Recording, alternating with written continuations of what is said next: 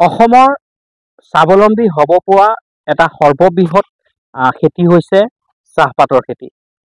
আৰু শেহতীয়াকৈ দেখা পোৱা গৈছে যে যি কেঁচা চাহপাতৰ যি মূল্য একেবাৰে হ্ৰাস পাইছে বিহালীত।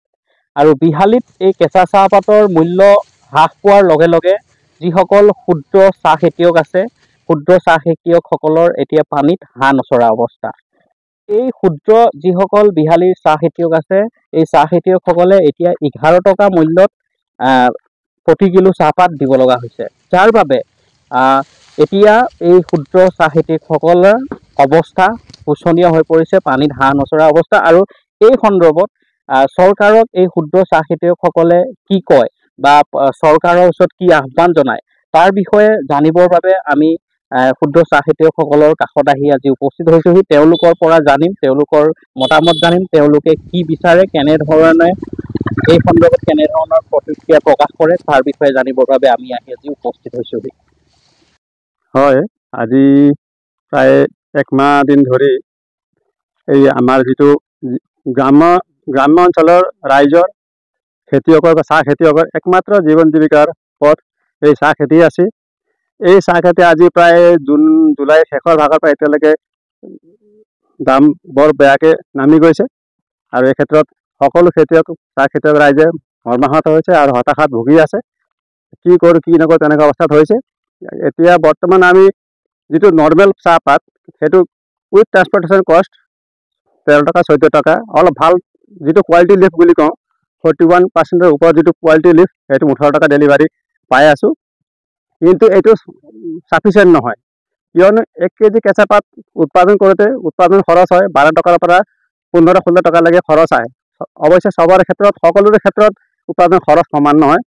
যিবিলাক লোকে চব ৰাইজৰ বেলেগৰ যোগেদি কাম কৰে, তেওঁলোকৰ প্ৰায় 15 পৰা 17 টকালৈকে খৰচ আহে। আৰু যিসকল খেতিয়কে নিজেই খেতিত প্ৰত্যক্ষভাৱে সহযোগ কৰি পাত ছিঙা মেলা কৰি গোটেইখিনি কাম নিজে কৰে, তেওঁলোকে 12 টকা মানত উৎপাদন খৰচ হৈ যায় তেওঁলোকৰ। আৰু ঔষধ সাৰ এইবিলাকৰ দামটো অতিপাত। ইউৰিয়া বাদ কৰি DAP আৰু যিখিনি আমাৰ কীটনাশক দ্ৰব্য, সেইবিলাকৰ দাম আকাশ চুই গৈছে। গতিকে এই ক্ষেত্ৰত আমি সকলো খেতিয়ক ৰাইজ হতাশাত ভুগিছোঁ। যোৱা বছৰ আমাৰ এইটো সময়তে আমাৰ এই এৰিয়াৰে কলঘৰসমূহে আমাক 28 টকা 30 টকা ডেলিভাৰী মানে প্ৰতি কিলো চাহপাতত 28-30 টকা দিবলৈ সক্ষম হৈছিলে।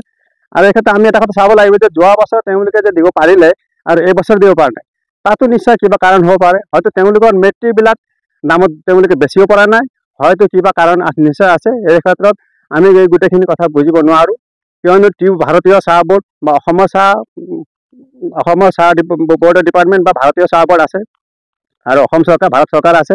এইটো ইমান সৰু বস্তু নহয় যে আমি সহজতে এই বিষয়ে বোধগম্য হ'ব পাৰিম বা ইয়াৰ সমাধান সূত্ৰ আমি উলিয়াব পাৰিম। এইটো ইমান সহজে কৰিব পৰা কাম নহয়। এইটো চৰকাৰ, টি বোৰ্ড সকলোৱে মিলি পেলাই, খেতিয়কৰ ৰাইজ, ফেক্টৰী, চৰকাৰ, টি বোৰ্ড সকলোৱে মিলি পেলাই কিবা এটা সমাধান সূত্ৰ উলিয়াব পাৰে। অন্যথা চাহ খেতিয়কৰ ৰাইজৰ ভৱিষ্যত ভাল নহয়। এই চৰকাৰক কিবা ক'ব নেকি, আহ্বান জনাব নেকি? চৰকাৰক মই এটাই কথা জনাব বিচাৰোঁ, আমি সাধাৰণ খেতিয়ক, তবু কিছু ডাটা আমি চাওঁ, বাহিৰৰ চাহপাত আহি আমাৰ ভাৰতবৰ্ষত সোমাইছে নেকি সেইটো এটা সন্দেহ আছে।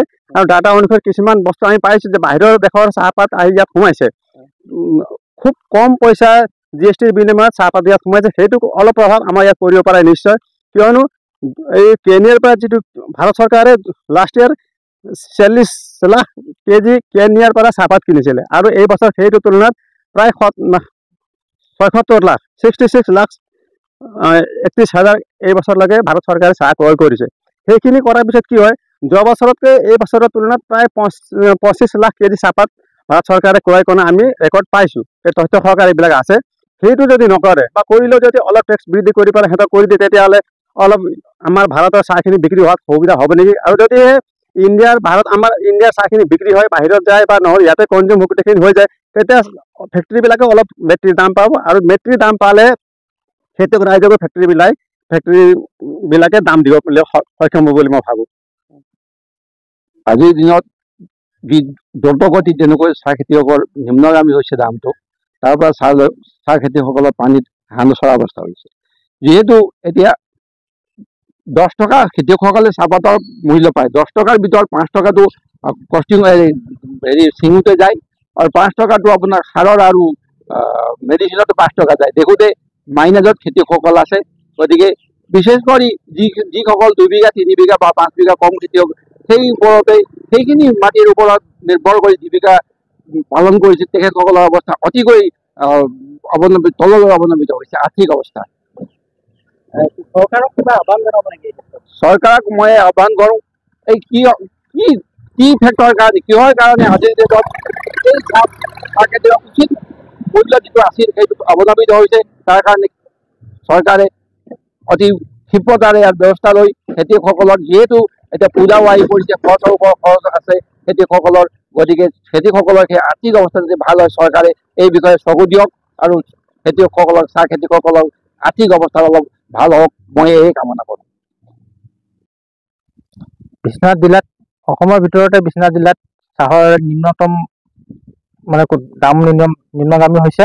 ইয়াত আমাৰ খেতিয়কৰ বহুত মানে ক্ষতি হোৱা পৰিলক্ষিত হৈছে। আমি 15 টকা প্ৰায় 15 টকা আমাৰ খৰচা হয়, কিন্তু আমি বৰ্তমান পাই আছোঁ 11 টকা। গতিকে 4 টকাকৈ আমাৰ লোকচান হৈ আছে। এই ক্ষেত্ৰত আমি দেখিছোঁ শুকান চাহপাতৰ যিটো চাহপাতৰ মূল্য কমা নাই, কিন্তু আজি কেঁচা চাহপাতৰ মূল্য কমিছে। ইয়াত আমি চৰকাৰক দাবী জনাইছোঁ যে অতি সোনকালে ফেক্টৰী মালিকসকলৰ লগত কথা বতৰা পাতি চাহৰ দামটো বৃদ্ধি কৰিব লাগে, নহ'লে আমাৰ জাতিটো ধ্বংস মানে কবলত পৰিব, এইটো নিশ্চিত। ক্ষুদ্ৰ চাহ খেতিয়কসকলে কিমান মূল্য পাই আছে বৰ্তমান মূল্য আমাৰ বিহালীত বৰ্তমান 11 টকা মূল্য আমি পোৱা দেখা গৈছে। আন জিলাতো ঠিকে আছে বুলি শুনিছোঁ মই। হয়, এই ক্ষেত্ৰত আমাৰ ফেক্টৰী মালিকসকলৰ মইমাতালি দেখা পোৱা গৈছে। তেওঁলোকৰ বিষয়ববীয়াসকলে ইচ্ছাকৃতভাৱে দাম নিৰ্ধাৰণ কৰা আমি দেখা পাইছোঁ।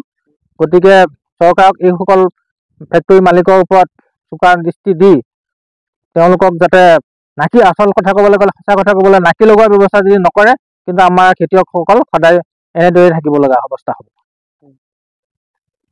হয়, এয়া আছিল ক্ষুদ্ৰ চাহ খেতিয়কসকলৰ ভাষ্য। আমি আমাৰ এই প্ৰতিবেদনৰ জৰিয়তে আপোনালোকক আমি শুনাবলৈ চেষ্টা কৰিলোঁ, আৰু এওঁলোকে অসম চৰকাৰক অনুৰোধ কৰিছে, অসম চৰকাৰৰ মাননীয় মুখ্যমন্ত্ৰীগৰাকীক অনুৰোধ কৰিছে অতি শীঘ্ৰে অসম চৰকাৰে বিশ্বনাথ জিলাৰ যিসকল চাহ ফেক্টৰী মালিক আছে, যিসকল ফেক্টৰী মালিক, তেওঁলোকে ইয়াৰ ওপৰত এটা ব্যৱস্থা গ্ৰহণ কৰি ইয়াৰ উচিত মূল্য দিবৰ বাবে ক্ষুদ্ৰ যিসকল চাহ খেতিয়কসকলক উচিত মূল্য দিবৰ বাবে এইসকল ক্ষুদ্ৰ চাহ খেতিয়কে অসম চৰকাৰৰ মাননীয় মুখ্যমন্ত্ৰীক অনুৰোধ জনাইছে। আৰু বিশ্বনাথৰ পৰা মই পলাশ প্ৰিয়ম, ধন্যবাদ।